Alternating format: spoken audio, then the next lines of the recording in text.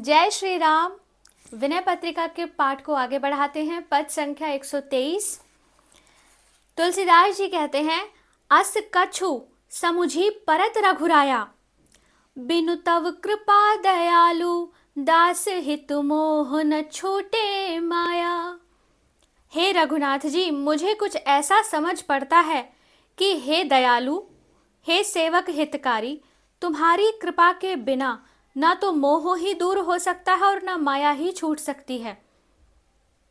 वाक्य ज्ञान अत्यंत निपुण, भव पार न पावे कोई।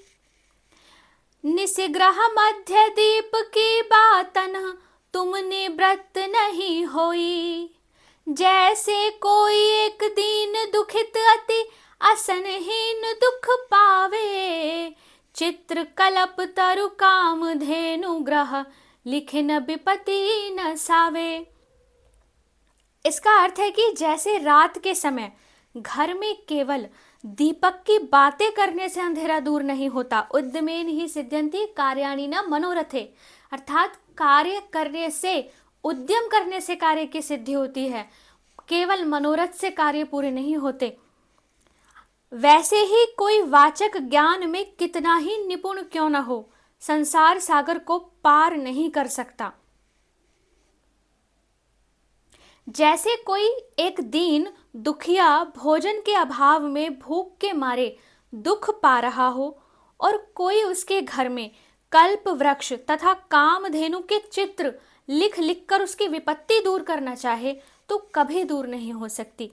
वैसे ही केवल शास्त्रों की बातों से ही मोह नहीं मिट सकता। आगे लिखते हैं, षटरस बहु प्रकार भोजन को, दिन अरु रैनी बखाने। बिनु बोले संतोष जनित सुख, खाई सोई पे जाने। जब लगी नहीं निज हृदय प्रकाश, अरु विषय आस मन माही। तुलसीदास तब लगी जग जोनी, भ्रमत सपने सुख नाही। कोई मनुष्य दिन रात अनेक प्रकार के षटरस भोजनों पर व्याख्यान देता रहे, तथापि भोजन करने पर भूख की निवृत्ति होने से जो संतुष्टि होती है, उसके सुख को तो वही जानता है जिसने बिना ही कुछ बोले वास्तव में भोजन कर लिया है। इसी प्रकार कोरी व्याख्यानबाजी से कुछ नहीं होता, करने पर ही कार्य की सिद्धि होती है। जब तक अपने हृदय में तत्व ज्ञान का प्रकाश नहीं हुआ और मन में विषयों की आशा बनी हुई है, तब तक हे तुलसीदास, इन जगत की योनियों में भटकना ही पड़ेगा। सुख सपने में भी नहीं मिलेगा, नहीं मिलेगा।